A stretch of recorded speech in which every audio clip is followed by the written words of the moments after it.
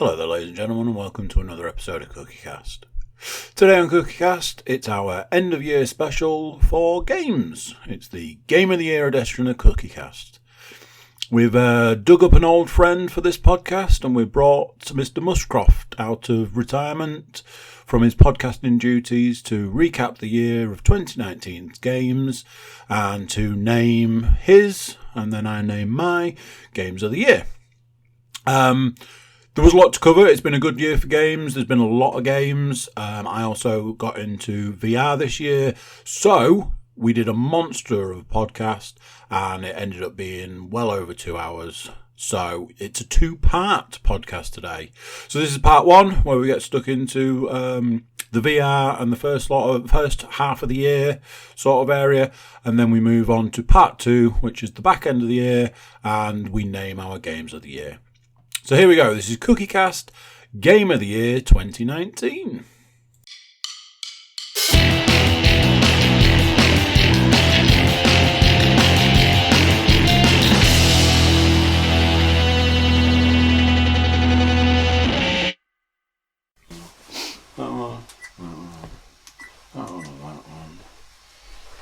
Sit my fat ass down. That one yours?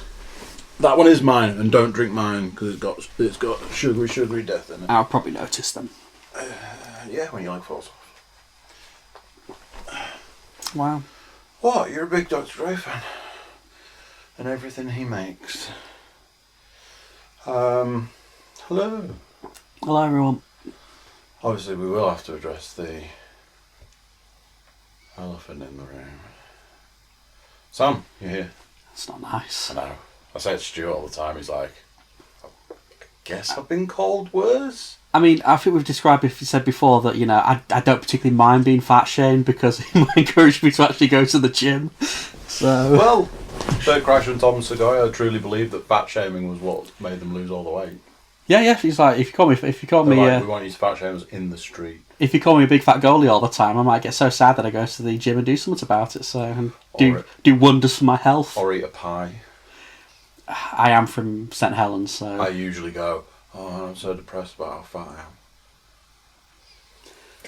Whereas I'm usually, I am from St Helens, so I'm obliged to eat a pie. There you go.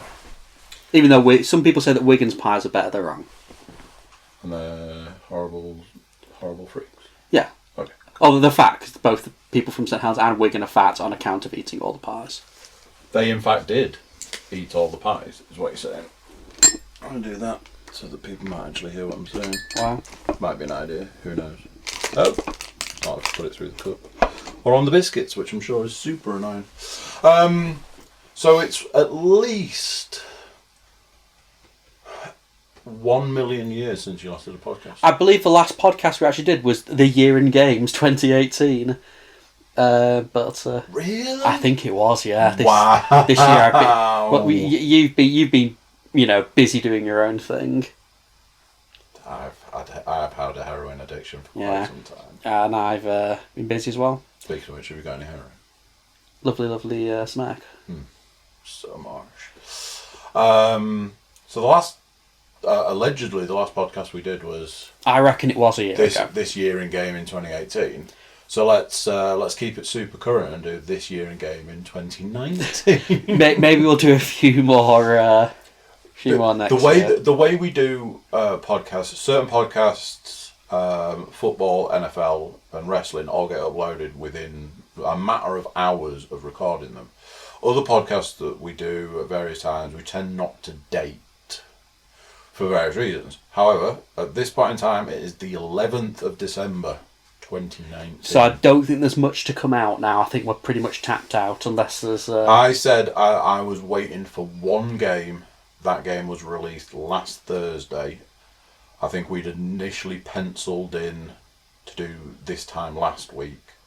And I was like, oh man, I'm going to miss the one, like that last gasp. So it's kind of cool that we're doing it today. We're here to review the games that were released between the PlayStation 4, Xbox One, the Switch, the PC... And any VR. And the VR. In my case, that will be the Oculus Quest. I mean, I think if we don't mind starting with kind of VR, because I feel like this year is kind of the year. If anything can get VR into the mainstream, I think it'll be something like the Oculus Quest. The Quest as because even the PSVR didn't really get the traction I thought it would. There are a multitude of reasons for that. I had a conversation with somebody. They were like, "Oh, I'm selling my PSVR." I was like, "Oh, really? Okay, talk to me." They didn't do a good job of selling it because they were like, "Oh, yeah, the headset's super uncomfortable."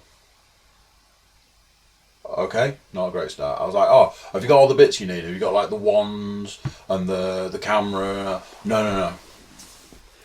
Okay. So then I had to look separately, and like I think to get the wands, it was like 60 quid or something. I mean, the PS4 was as expensive as, and probably more expensive than the console. So it was £350 for a PlayStation VR. Right, so it's expensive as a PS4 Pro then. So it was as expensive as, and I was like, "You've completely priced that wrong. I'm not going to give you the same money for a console for what is potentially going to turn out to be yet another gaming gimmick."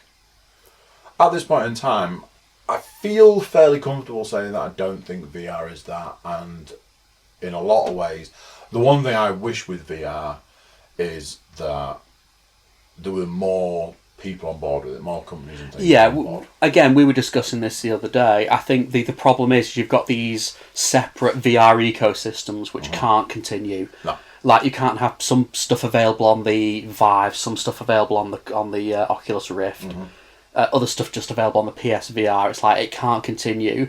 If you want mainstream acceptance, the platform will have to be universal. The other thing that is starting to annoy people, the last VR game I've had has come under a little bit of fire because it was released on every single VR platform and it wasn't cross-play. So when they released it on each platform, they released it for that platform.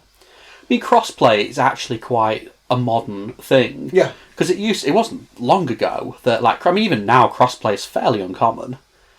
Well, Sony and Microsoft have been bickering like little children over that for freaking years. I mean, the PC and the Xbox generally play well together these days, but you'd expect so because Microsoft is sort of the instigator in that. But yeah, in VR... Again, I suspect that's possibly not even the developers' hands. That might well be an issue with the platform holders. Yeah, I've got there's like 3 people that I generally check in on their videos on YouTube. One guy just does basic like here's a review of a game. Another guy does here's a review of a game.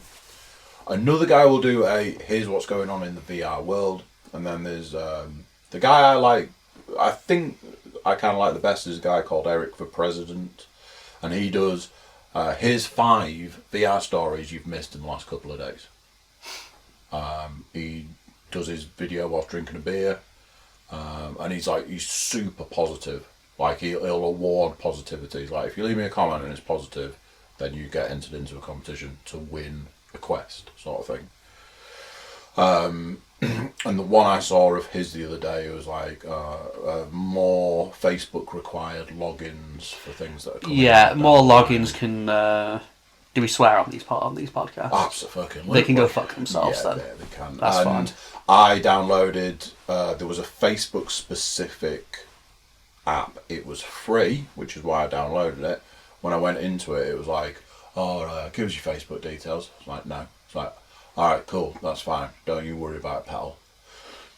I mean, you can't use the app, but... I hate separate logins. Because I can remember, not that long ago, trying to play Final Fantasy VII on the PC, like the old PC port of FF7, and Square Enix wanted me to sign up to their website to allow me to play a 22-year-old game.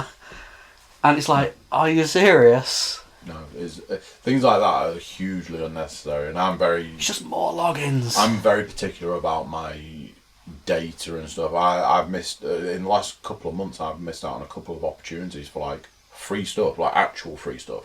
The biggest one is when you get to about November, Nectar do that thing where you can double all your points. Oh yeah. So I was like, oh sweet, double some points, get some stuff, nice one. And I went, it was like, oh, you can only do it through the app now. So alright, fair enough. So they're just using it as a way to... Absolutely. I went into it, suppose. and it started out as, oh, what's your name? I was like, here we go. Oh, what's your postcode? All right. But then it turned into... What's your mother's maiden name? What's your blood type? When was the last time you went for number 2? What did you do last night? Where were you on the 16th of July 1984? It was like, I am not giving you all of my data just to get 20 quid out of you. So I didn't do it. I lost out on money doing that, but I wasn't prepared to do it. Yeah, but it is quite annoying, the sheer amount of stuff you're expected to sign up for today. Just sort of bringing it back to VR in general and the Quest, because I think it's an interesting sort of topic. Because I feel like the Quest is like, if nothing brings it into the mainstream, like the Quest will do it. It requires no base unit, and like this idea that like the original VR in particular was like, do you have a £1,000 PC plus? And the answer for most people is no, of course they don't. Look at me as an example. I priced up how much it was going to cost to get Ed's set up after we went to Ed's that time and played it. So that'll be 18 months ago, maybe? Yeah, probably. And from where I was at that point in time, I think it was going to cost me about £3,000. That probably not that much, but it'd be a lot. I mean, I would say for a decent VR sort of setup. I don't think I had the PC at that point. So I'd have had to buy a PC. A £3,000 is a stupidly expensive PC, but you could easily hit like 1.5k without any real trouble. Well, I mean, if you think about how much I paid for the PC that I've got with no graphics card, so I'd have had to port that PC with a graphics card, and I'm sure the Rift was like £1,000 or something. Oh yeah, I forgot the actual VR hardware as well. Yeah, it was about 600 quid. I priced it up at about £3,000 and was like, that's a real shame, because I am never going to be in a position to drop £3,000 to play a game. No. Within 3 months of that, I'm like, Ed, what's this Oculus thing where it seems like it's all built in? Oh, the Quest. Oh yeah. And it just went from there, and I was like, it's the wirelessness of it that's even. I mean, the fact that it's got all the hardware built in is obviously pretty great if you don't want to fork out for a PC, which is most people, let's face it. The only people who play PC games these days are enthusiasts. Most people aren't going to be dropping £1,000-2,000 on a base unit. It's just too expensive. But my biggest problem with VR is all the wires. One of the things that I haven't done, because it's a big expense for me to do it, and it's something that I don't know how on board I am, is the Link, the Oculus Quest Link. So you can now plug your Quest into your PC and play the Rift games. I mean, that seems like a pretty nice feature to me. It is. But, as we've just discussed, for me personally, I'd have to shell out the... You'd have to buy a graphics card. Money for a graphics card. And there's all this stuff about the cables. So only certain cables consistently work. And Oculus are like, well, we're going to release one and it's going to be 5 meters long. And you can give us $80 for the privilege. So that'll be about £60. I mean, because I've looked at the Quest as being an interesting... Because I've obviously got the PC, so it's no real difficulty for me. But even without that, the wirelessness of it is just such a big deal. What sold me on it was I played it and the quality wasn't as bad as I initially The quality expected. is fine. If it's one thing we've sort of learnt, like from media in general, is that getting better isn't necessarily how it goes. I mean, like, because Blu-ray came out, and like the public at large didn't really jump on board Blu-ray. People jumped on board streaming services. Yeah. And the same with music. Like, a CD is still better quality than most things you'll download. Yeah. And that's... People will be more drawn to convenience, and that's where the Quest falls. It's good enough. Yeah. And good enough is all you need to be, generally. The quality was good enough. The quality's good enough and the price is right. And that was the thing. When I had the initial conversation with Ed, and I've talked about this on multiple podcasts, I've talked about this on my own podcast and stuff. I had the conversation with Ed, and it was, oh yeah, it's portable VR, and it's less than half the price. And I was like, how It's like the whole thing's built in. You've got the hands, you've got the head, and it's less than half price. I was like, how is that possible? And it's the price that swayed the whole thing. I mean, the quality is obviously not as good. Like, no one's going to... I don't think anyone's pretending that it is. But that's fine. You're paying half the amount. And there's a real big deal to it as well for a lot of people who would use VR for, which is, I can bring it to a party, you can bring it to wherever. Bring it to your mum and dad's, whatever. Yeah. Whereas, it's like, do you have a £2,000 PC knocking about? We can plug this in. Or shall I bring mine that's really big and heavy, and I'll need to bring a lot of stuff? I mean, you can bring like a powerful laptop, but the same point. The point still stands. Yeah, it's that thing. I mean, we spoke about it on Saturday. I was like, oh man, I was going to bring it with me, but I didn't want it to turn into a.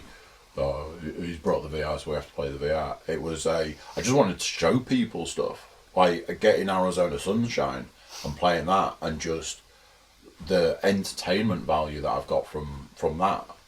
I believe that VR is where we should be looking to push games. I don't want every single. I'm not sure it will ever be a replacement for your traditional. No. And for me personally, I don't want it to be, but I want to see more being put into it. And I think over the next 2, 3, 4 years, we will see that. I don't think, especially the Oculus, I don't think the Oculus is going in anywhere anytime soon.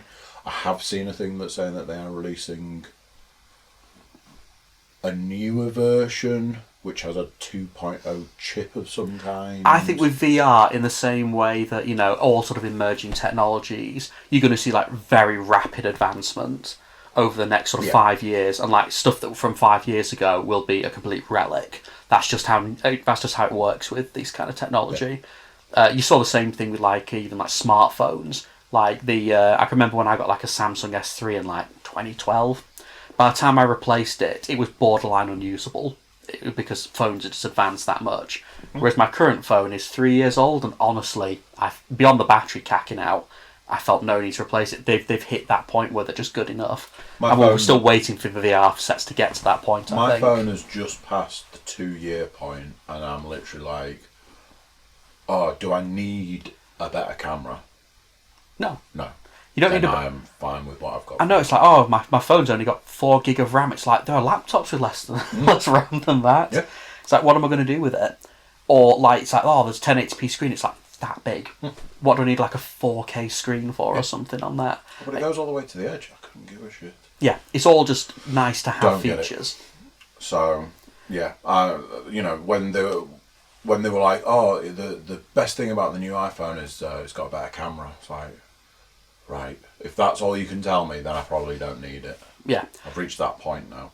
But I think with VR, we're still waiting to get to that good enough point. I think they're still kind of feeling it out. And until they sort out the wires problem, in my opinion, it's never going to get proper mainstream acceptance. What I've seen on a lot of the videos I've been watching is people saying that the rapid expansion of VR, it's the Quest. The Quest has opened the door to everyone, basically. To so many people. Because it's anyone who doesn't have a PC, which is most people. Yeah. And yeah, you've got your PS4 VR, but that's its own ecosystem and its own everything. And everything I saw about the PSVR, I was like, no, it's wrong. It's been done wrong. I don't want to give you £350 for something that's not very good. It's that simple. I get the feeling, because I think we were discussing this the other day again on about the new Steam one as well, that's not getting a lot of love. So the latest HTC, is it the Cosmos? Yeah. Has been absolutely panned. Wasn't there? Is it like a Steam Link? Is it? That's the. Possibly. I know there's been an influx of ones released recently. There's been there was the trouble with the Black Friday sales and the Oculus Go, because they've tried to make people buy the Go thinking that it's the Quest. What is the Go? So the Go was the. It's like a smartphone one or something. It's like the baby version of the Quest. It's what came before the Quest. It was portable, but it had absolutely nothing that would run on it. So it's like, here's a handful of games, go and entertain yourself. Where the Quest was like, well, no, we can do the Rift games. We'll just downgrade the graphics and make it run on ours. But people sold out the Oculus Go on Black Friday.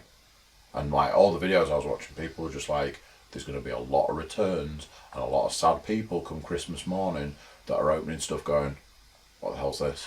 That's not necessarily the company's fault. That's retailers' fault, though. I expect they're trying to offload them. Yeah. At this point in time, nobody's going to In fairness, you know, obviously we're in the UK, and Black Friday here is just an excuse for retailers to offload their old garbage. Yeah. Like, it's a complete joke here. Yeah. It's like, oh, do you want to buy this TV? Says that it's 2 years old. That's why I'm selling it off cheap. Cool. But like, to me, like sales, it's like, oh, you can buy, you know, this piece of technology. It's like, I've seen it cheaper throughout the year. Yeah. If I'd have bought that in March, I could have got it cheaper than you're selling it now. So I'm probably good, thanks. VR has been a journey for me. I was on board almost immediately from the point that we had that evening at Ed's. From the point that I played, it is super cool.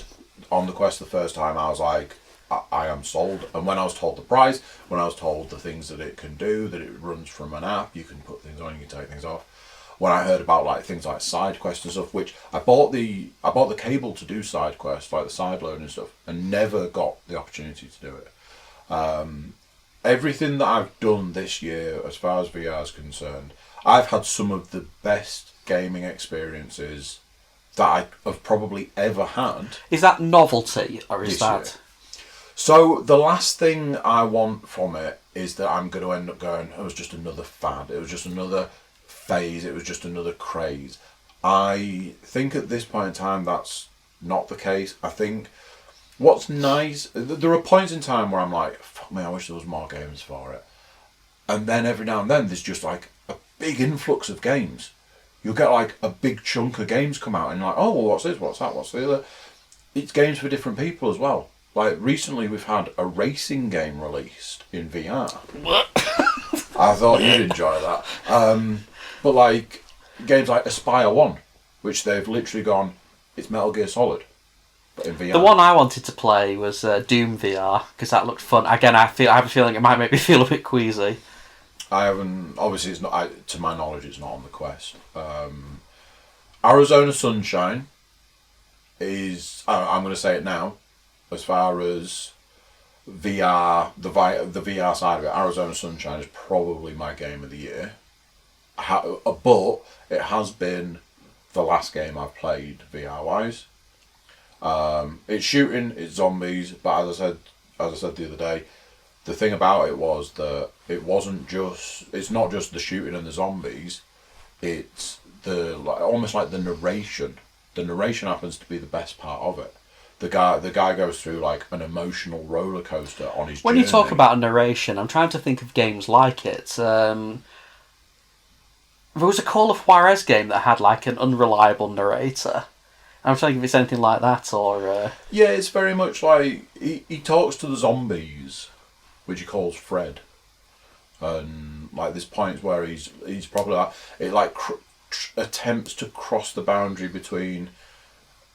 You're supposed to believe it's real life and you're supposed to know that it's a game because he's like, oh, another zombie, another corridor, how dull. I imagine though horror games work super well in VR. There is a level and I stood like here looking down into a mine shaft going, I don't want to do this because it was dark. And you know Doom... Was it Doom 3? Doom 3 was super dark. With the flashlight? Yeah. So you do that. They've recreated that thing in VR with zombies, and it's like I have a bit of a weird thing with zombies anyway. So when I got to the thing and I'm like, well, it's dark. What do I do? I was like, what's this? Oh, it's a flashlight. Also, you're then going from I've got two guns to I have to put this gun here and carry this torch. Then you get to sections where you like put on generators, so you put the lights on for those sections. It is so well done. It's like that in itself, that level in itself, probably makes that game. Yeah, because I always feel like with horror in general, like horror films, I don't find scary at all. Like I can sit to watch basically any horror film and feel almost nothing for it. Whereas I find like horror video games unbearably tense, just because you're so much more invested in what's happening. Whereas in a film, it's like, I can't impact anything here. So if you know what's his chops dies, it's like, well, that's what happens on the film. Yeah. Whereas in a game, you're directly tied to the protagonist's fate, so it's really quite tense. And I imagine VR just adds to that. I can imagine they work super well. There's been a few things, a lot of zombie stuff where I've played a couple of zombie games on the VR, and it is like there are points in time where you're like, whoa, because it's there and that sort of stuff. One of the huge things about VR is that they use, like, they will intrude into your personal space, and that's like super effective. Like, the first thing I had ever played on the Quest was the Vader Immortal, the Star Wars stuff, and when one of the characters comes and speaks to you, they don't speak at a distance like I'm talking to you. They speak at a distance that's there, and you are proper like, okay, just back it up a little, mate. You know, you can practically smell the breath of the VR character sort like of watching, thing. It's like playing a Bethesda game. You just got like a soulless doll staring right into your eyes. Let's not talk about Bethesda. Oh, Bethesda can come later. I feel like we're coming to the end of the VR section, so we might be able to move on to. I don't know if we want to talk about, like, because like I say, Arizona Sunshine, hands down, fantastic. I'm playing it again. Like, I finished it. You know, it was touted as the first proper full game. Obviously, a Quest owner got it a lot later than anybody else, because even the PSVR had it. I think the problem with VR, like, currently, is that because you've got all these little ecosystems, there's not really been that one big budget push into made that one game that makes you go, holy shit, I have to have this. It's like cool zombie game or cool X game. There was one recently that was like a fantasy game where you played a god and then you possessed humans to walk around as humans and stuff. And when you were a god, you were like huge. And then you like possessed humans to walk around and stuff. That got a big release. It had a weird name. I'll have to look it up.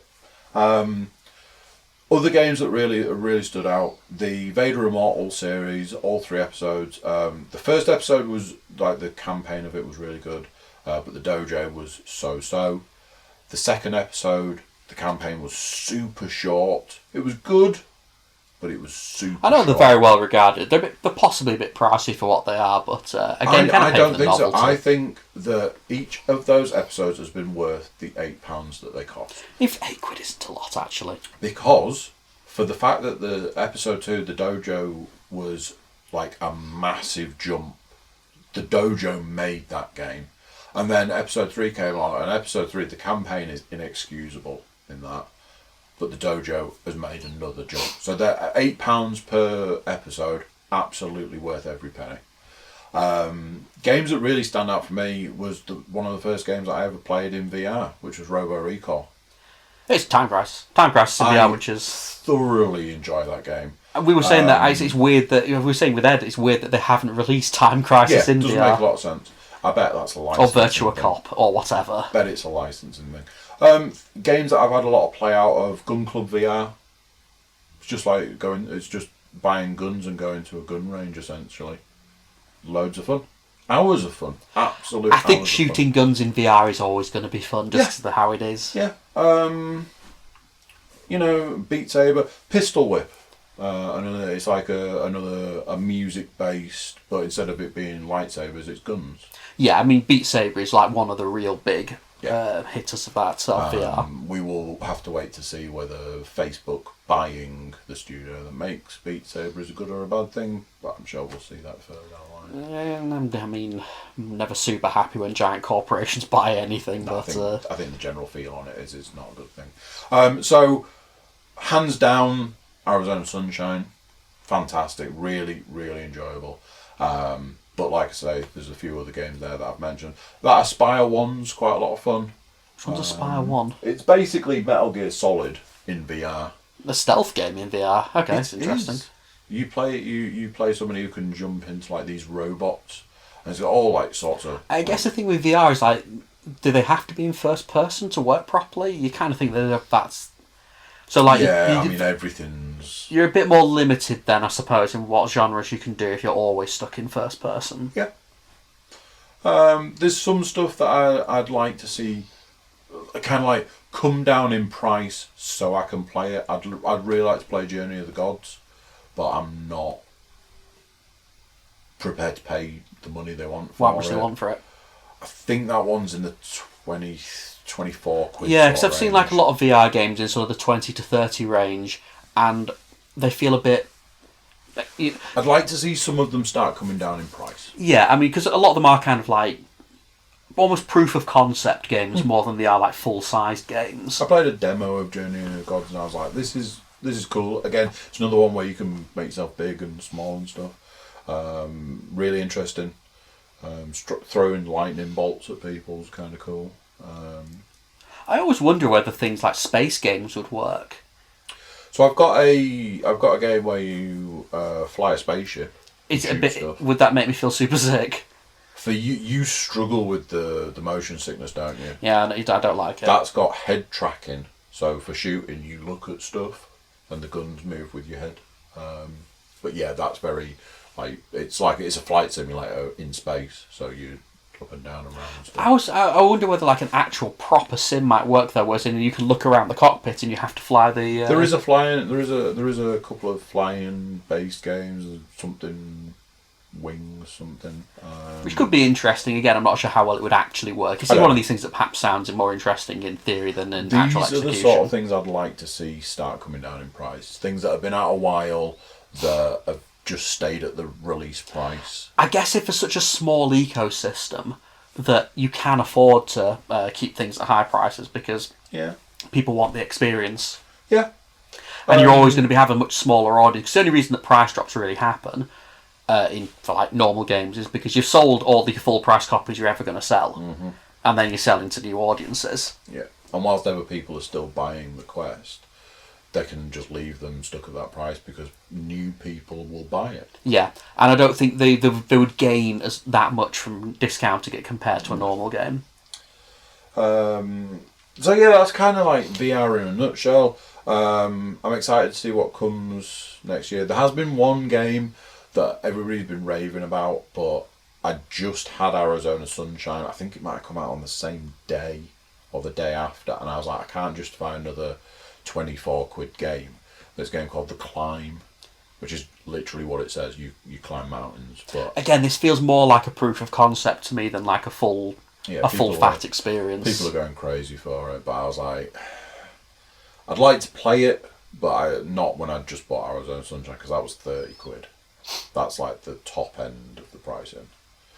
So that's VR basically. Jumping to other things, I have a list. The year in games. I think because last year's podcast was quite hard because it was like fuck all came out. So last year, I remember last year 2018 so well was rubbish because I had to make a game where I was like, well, it was all right, and it was just a little bit more all right than other things. My game of the year. I made Assassin's Creed Odyssey, was that the one?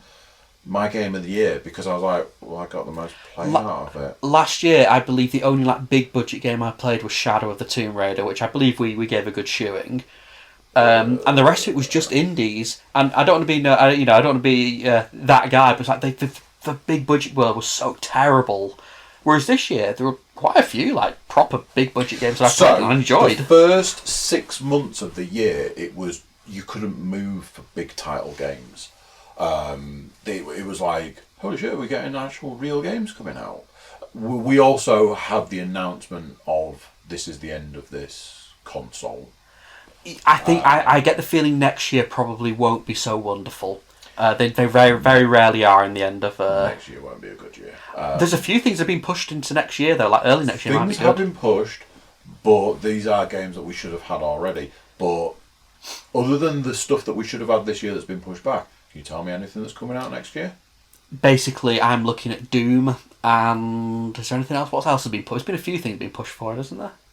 Doom's the big one, I would say. Doom is the one that I think people are like, oh, that's a shame. There's a load of Ubisoft stuff that got pushed back after Ghost Recon. Ghost Recon issues, which we'll come to. Ubisoft have had a bit of a shoe in again. I've got a list here that is broken down into months. So it's months. The one I'm looking at here is January to March of 2019. The easiest thing to do is to probably start going through. I know you've also got a list. Yours is more of stuff you've played. It's stuff I happen to have played, yeah. For some interesting discussions to be had, because I think in the first 3 months, like as you say, a lot of stuff sort of came out. Yeah. There's a game here on the list, which I think Now then. Is it in shrink wrap somewhere? No, but I think it was digital. That's maybe why I can't see it. So, one of the first ones on the list is Hitman HD Collection. Is that like the old Hitman games, like the PS2 ones? But only some of them are in the HD Collection, and they've not done a lot to make them HD. Is it like the Devil May Cry HD Collection, where they literally just up the resolution, put it in widescreen, and then left it alone? Or Onimusha Warlords? I play. Actually, that's not on my list, and I did play Onimusha Warlords. I also played it and was like... Resident Evil, but with samurai. Man, I forgot how hard this game was. I didn't think it was hard, it's not particularly. Hard, it's the map is terrible, and you just end up wandering. I found it like interesting but scrappy. Yeah. I kind of wish that they would released... the later ones, in my opinion, are a bit more polished. Yeah. This was the first one. It's a bit scrappy. I loved those games originally. It's also nice in that I finished it in like 6 hours and it was like, oh yeah. So, here is the first game on the list that I've seen that I was like, that is a game I played. So, Ace Combat 7, Skies Unknown.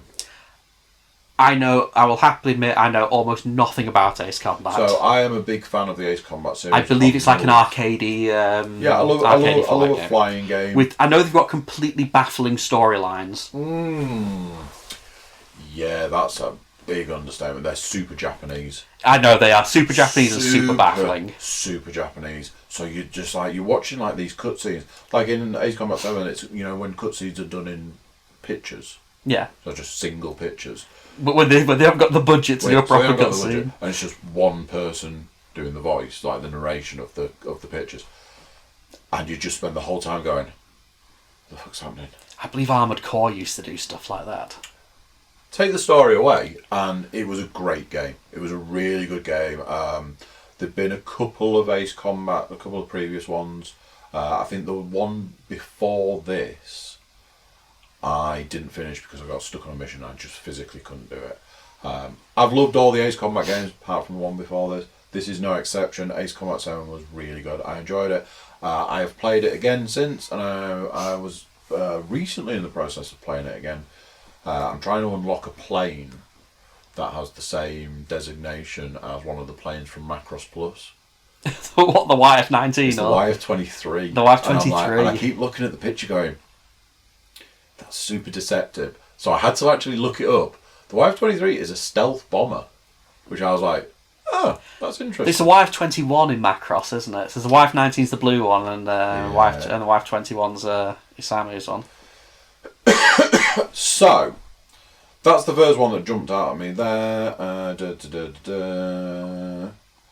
So, as I said to you when I was walking out of the room to go to the toilet before we started this, Resident Evil 2. What a belter. The remake. What a belter it was. I will close that there because I imagine you have stuff to say. I have nothing to say on this other than, and I know you completely disagree with this, and that is fine, I am not going to give you £46 for Resident Evil 2. I'm sorry, I'm just not going to do it. It isn't Resident. It's not like.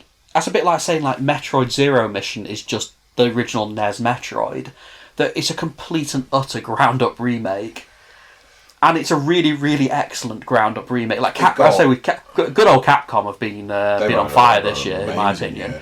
Yeah. It got great reviews. I followed it all the way up to the day of release. Well made. When I went into the shop, I was like, "Oh, if Resident Evil's at a decent price, I'll probably pick that up." And they wanted 40. I only picked it up very recently because I picked it up for like £11.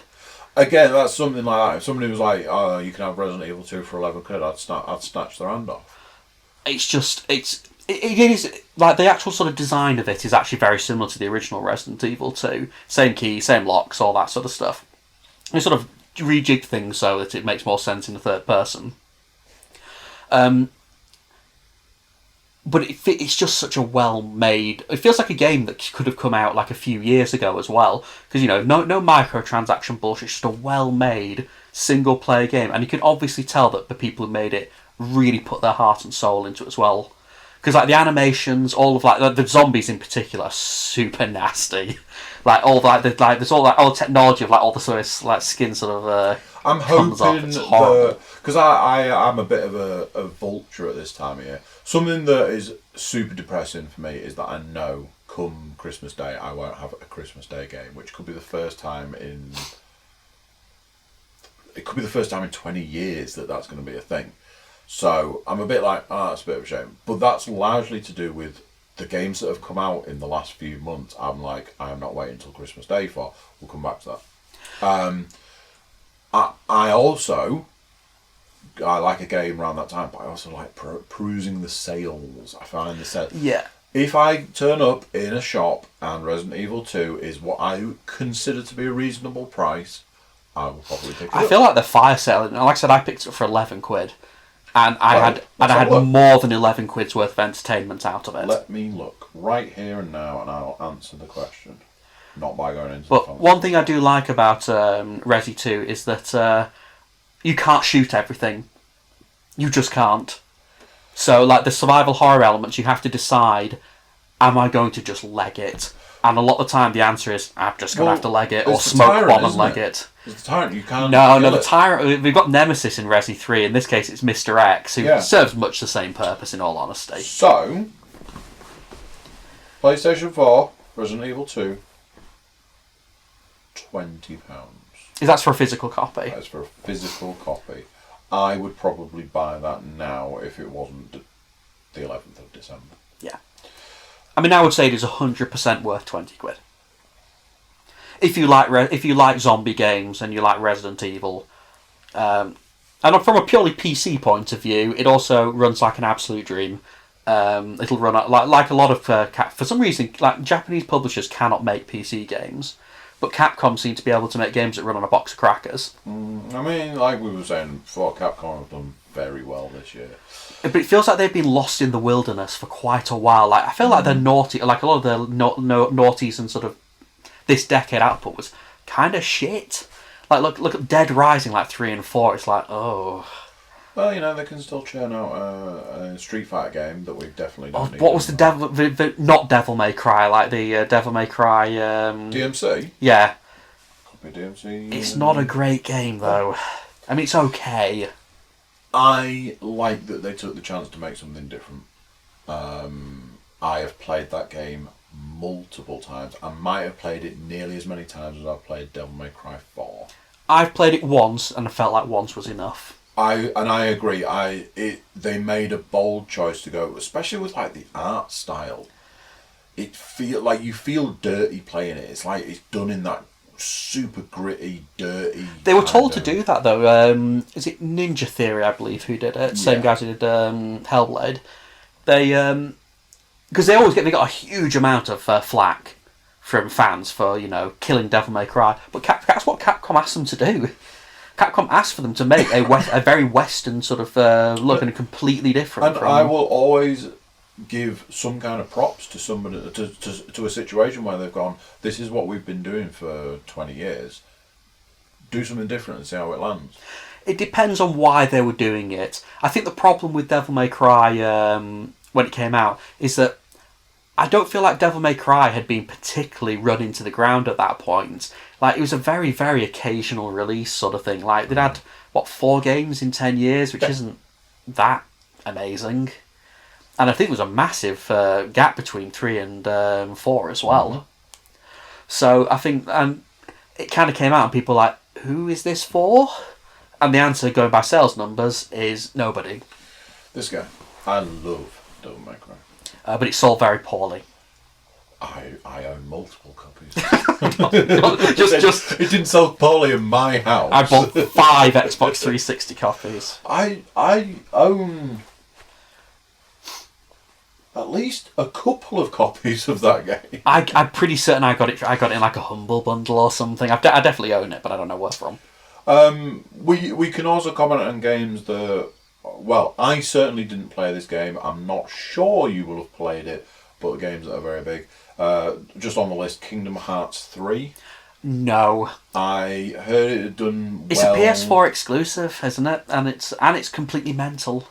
It's Modern Square. We're into February now, and in February we've got Ace Combat 7: Skies Unknown for the PC. Something about Ace Combat 7, if you own it on the PlayStation and you own a PSVR, I believe it had 2 VR missions. Again, another one that I can't speak for you, because it does say that it is available. A game I didn't play that got a lot of traction was Apex Legends. Not really my scene, but I know a lot of people liked it. That had no announcement whatsoever until the day it was released, and then people trying to work out what the hell it was. Well, that was who made that one. It was one of EA's. I'm pretty sure that was Respawn. Was that Respawn? I'm pretty sure they were like, from the people that brought you Titanfall 2, here's a multiplayer shooter, and they were like, and everybody, you could see people like, what's happening? I've not heard about this game. No, you haven't, because they announced it on the day they released it. I think it burned quite brightly and then died quite quickly. I know it was popular for a while, but it never dethroned Fortnite, which was basically the... Apex Legends is a free-to-play battle royale game developed by Respawn Entertainment. And it didn't dethrone Fortnite, because all of this comes down to dethroning Fortnite. Fortnite is the big shadow over the whole game industry at this moment. We basically just don't acknowledge it because we're too old. It's a big, dark, cancerous shadow. But we're too old to even acknowledge Fortnite. We're too old and too rubbish to ever even consider playing Fortnite. A game that I still have in my Amazon basket now. So this came out in February. I never picked it up. I even put the one before it in my basket as well, because I was like, well, interesting. It looks interesting. Is a game called God Eater 3. Is that an anime game? Yes, I put 2 and 3 in my basket. Have never bought them in the end. We've got a Final Fantasy 9, Tetris 99. Did Final Fantasy 9 come out this year? On NS, Nintendo Switch, I presume that is, and Xbox One. Because I have played Final Fantasy 9 this very year. Oh, there you go. But I didn't play it on those platforms. I played it on the PC, but that came out in... I imagine it'll pop up again at some point. Well, no, because it came out years ago on the PC. And just a quick thing, I'm going to moan about the port of Final Fantasy 9. It's fucking dog shit. Good, because I've got 1, 2, 3 games in the next section, and I'm sorry to tell you, all 3 of them are getting a fucking kick. Well, Final Fantasy 9, I'm not going to comment on the game itself. It's 20 years old. If you wanted to play it, I'm sure you could have by now. It's a good game. It's one of Square's best. It came from Square's golden era. Square's golden era is long, long over. So what Final Fantasy 9 is a port of the mobile port of Final... So it's a port of a port. Be the mobile port of Final Fantasy 9. A port on a port. And so it was ported, and what it doesn't have is analog controls. A game that came out 20 years ago and had analog controls then. Perfect. Doesn't have analog controls now. Half the soundtrack is missing. All right. The soundtrack doesn't work properly, so it loops incorrectly. Loads of sound effects are missing. Honestly, people, if you're going to do something, do it properly or not at all. And I think in this case, it's not at all. And all the fonts are designed for a mobile screen to look fuck awful on a PC. Thankfully, because I was playing on a PC, some modders were like, we're dealing with this right now. And basically sorted out all the issues and used really, really, I think I've talked about this, about AI upscaling on the backgrounds, because they're all just like a pixelated mess, because they were designed for CRT TVs a million years ago. So they used proper AI upscaling to like upgrade those backgrounds so they'd look nice on it's really impressive. But that's nothing to do with Square. Modders made Final Fantasy 9 impressive, but modern Square are awful. And obviously this is nothing to do with Bethesda. Modern Square are almost as bad, in my opinion. They're fuck awful. So, do you want to talk about Crackdown 3? Would you like to talk about Far Cry New Dawn? Or, and I think this is the one that's going to pique your interest the most, would you like to talk about Metro Exodus? I've been playing Metro Exodus. So the other two I know of but haven't played. I played Crackdown 3 on the day it was released because I paid £1 We were robbed. to get Game Pass so that I could play Crackdown 3. The day it came out, somebody owes me £1. I didn't hear good things. I mean, it's available on the PC through Game Pass because there's the PC version of Game Pass, which is actually really cool. Chev was saying. Far Cry New Dawn, after Far Cry 4? 5. 5? I've lost track, but I think New Dawn is New Dawn is like it's almost like a spin-off. It's that's the one that's kind of purple, isn't it? Yeah. After Far Cry 5, I was officially done with Far Cry. Honestly, Far Cry, the franchise Far Cry has one of my favourite all-time ever games in, and some of the worst games. Is it Far Cry 3, the one that everyone likes? Far Cry 3 is such a fucking good game. But Far Cry is like Assassin's Creed and like Tom Clancy games. They've been hammered so hard that like people can't help but get fatigue of them. I can't comment on New Dawn. Somebody tried to tell me it was quote unquote okay. I've heard it's fine. I'm not doing it. The same person a week or so later was like, don't bother with it. Like, cool. Crackdown 3 on the other hand, I have played. It's like being in a car that has collided with a train in slow motion. It's simultaneously a car crash and a train wreck happening. I've heard that it's worse than that. It's more just like a car that's stuck in a field. It's just really boring. Like it's just kind of crap. It's awful. I went into Smith's It's not even. Toys. It's not interesting enough to be a car crash, is what I've heard about it. I went into Smith's Toys. I think it was 10 days after it had been released, and they were selling it for £20. Always a good sign. Fantastic sign.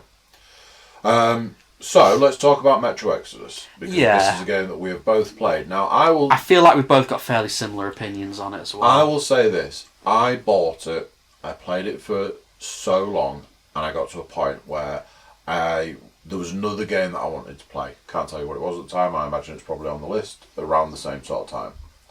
I looked at my collection of games and I was like, is there anything I can trade in to get the next game a bit cheaper? And at that point I stood here, I looked at the pile and I was like, see you later, Metro. I think I can honestly trade in Metro Exodus, because like a lot of things these days, they took all of the existing ideas, because this is the third game in the series, yeah, and I feel like it's worth noting to say the first two games are very linear, very narrative-driven experiences. They're really well made. Good. They're great. I've played both of them multiple times. So have I. So I would happily play either of them, but they are what they are. You know, they're very linear. There's a lot of metros, there's a lot of corridors. There's a lot of stealth. There's a lot of sort of survival elements. They're really well made, but they're mostly very linear, very narrative. They're not going to take you longer than about 8 to 10 hours, probably. For me, one of the biggest things being the clue is in the name, Metro. So at the point that they make the third game and they make the choice to make it like open world, yeah, immediately I'm like, does not compute. Because the game's called Metro. The problem is that if you take the Metro out of Metro, you've just kind of got Fallout or something. Yeah. You've got a more generic post-apocalyptic world. And they'd given you like an open world, but it had limitations. And it also had fuck all in it. Yeah. And what I found playing that game was, it was boring. Yeah, I sort of was somewhat enjoying it until I got to a desert area, and that absolutely killed it for me. I got to that point and I went, I'm going to turn this off for now. And I believe I've done exactly the same thing. Is that I turned it off. I was like, I'll come back to that later, and later has never come. Yeah, it unfortunately, it's a shame, as I do like I like the look of it. I like the characters. Yeah. I like the bits when it's being Metro. And then it decides to be an open world game, and I just lose interest. It feels it's a game that needs that focus, really. There are a lot of games and a lot of game companies and a lot of people out there that need to learn to stay in their lane. And unfortunately, Metro. The Metro. I think the annoying thing about Metro is that it was a lane that it basically had to itself. Yeah, absolutely. And it decided to own this lane. Yeah. What have you got going on over there? No. So it had a lane to itself, and it decided to swerve into the lane chock full of traffic. Yeah, it was a real like anything like that. I mean, like if you're creating something, a lot of times you have to make bold choices, bold decisions, and so on and so forth. And a lot of the time, it's a risk, and unfortunately, it doesn't pay off. But look at what's come before you and make a decision whether it's the right thing. You know, like I keep saying, when your game's called Metro, just stay in the Metro. Simple. It's a simple principle. I've actually got no... Because I feel like... Because Last Light also had sort of open elements to it when you went outside. You did go outside. And I feel like Metro could have had more open style levels, but they just didn't put anything in there to do. So it's a big old empty world full of bollocks. Because what you do with an open world game is you get a linear game, make it 10 times the size, and fill it full of bandit camps. Yeah, it just... It's one of my disappointments of the year, Metro. I was a little bit worried that it might be that the open world stuff wouldn't work and it would bore me, and that's largely how it's gone. Yeah. I'm not sure I'll finish it. I don't know yet. I haven't, and I have no intention of... I'd have to re-buy it for a start, and it's not a game that I'm chomping at the bit to get. I will say it looks absolutely beautiful. If you want something that'll push your PC as hard as it can go, it's a really, really good looker. Not sure it's worth the price for that, but... So... It's time. It's time to discuss something that you and I have spent many, many, many hours discussing. A game that was going to be so much. A game that, as I said to you earlier today, I believe they have recently announced that they are doing a ground-up rebuild of, and...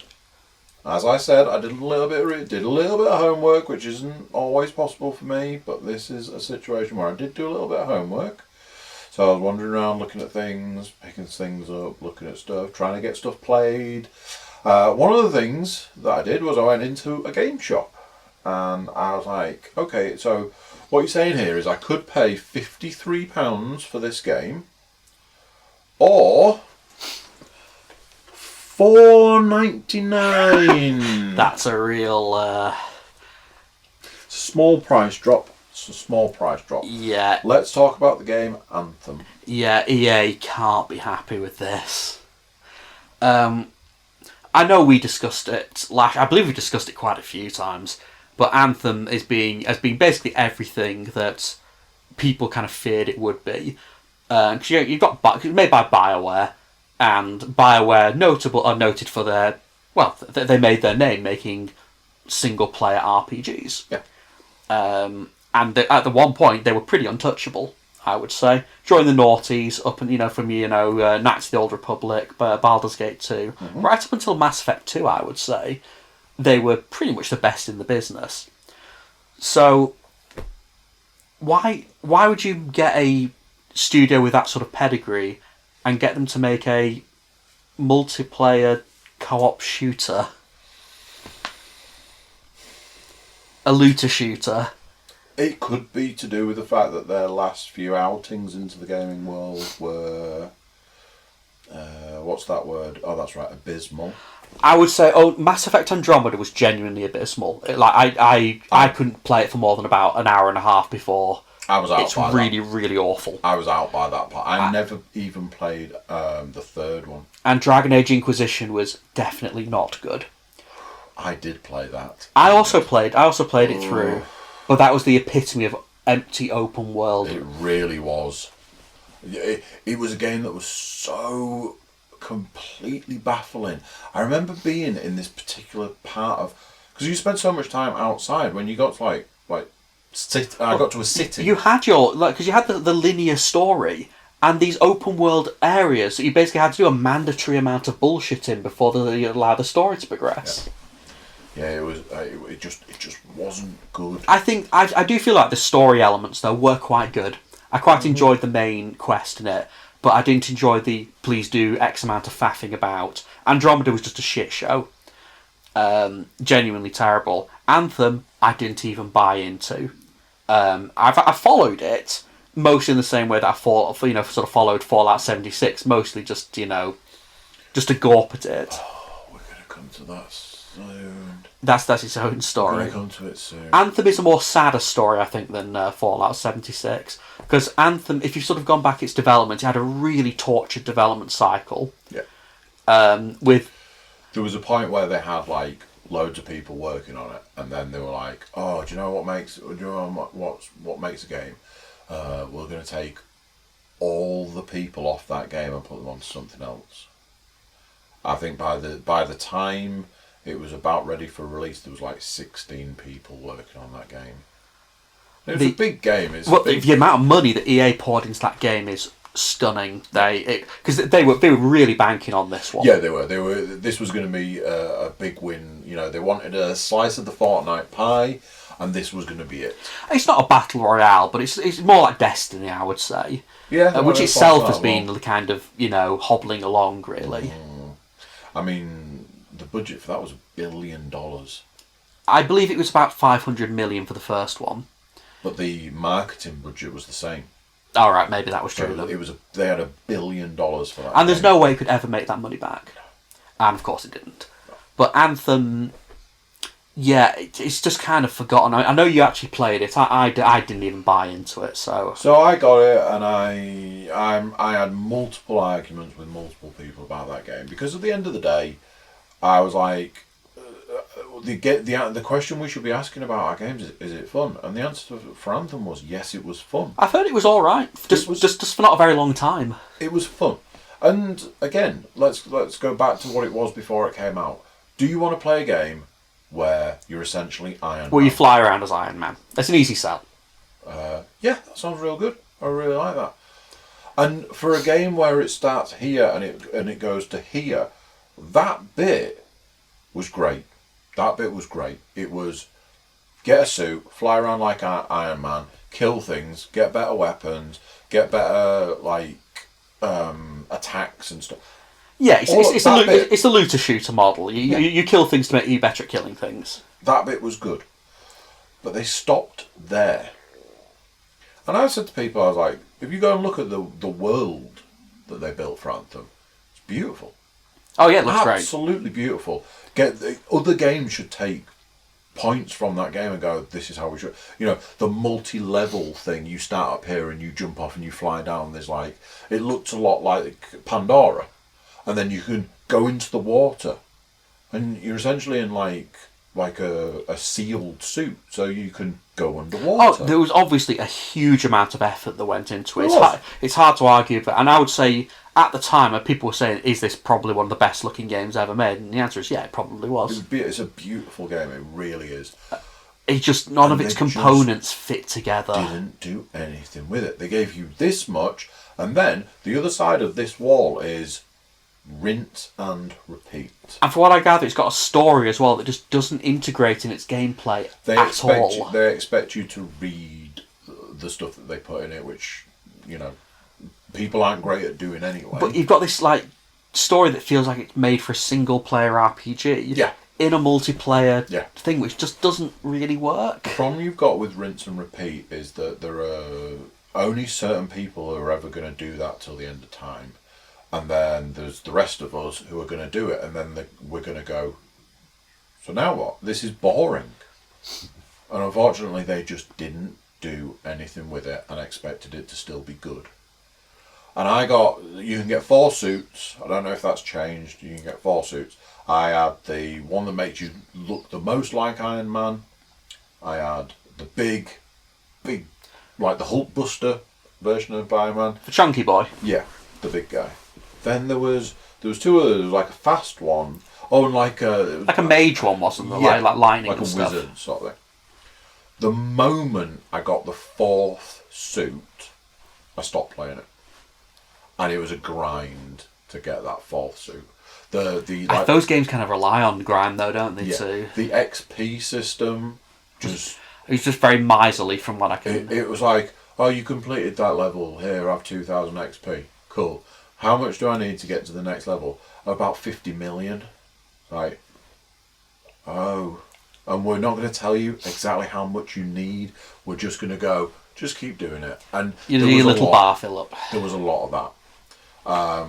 And it felt like a chore by the time I got to that point. And I stopped playing it, and I've never gone back to it.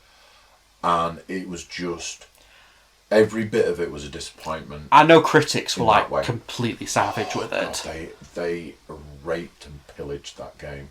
When you say £5 in game, that shows how well Anthem did. And such a shame. And you were saying that we're going for a ground up remake. I don't think EA will. I think EA will consider it throwing good money after bad. And I think they'll leave it to die.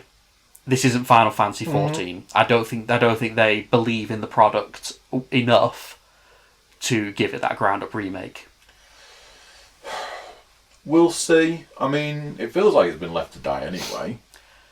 They keep saying they're going to put this whole other team on it, and they're going to do all these. BioWare must be, because this is two absolute flops by BioWare as well.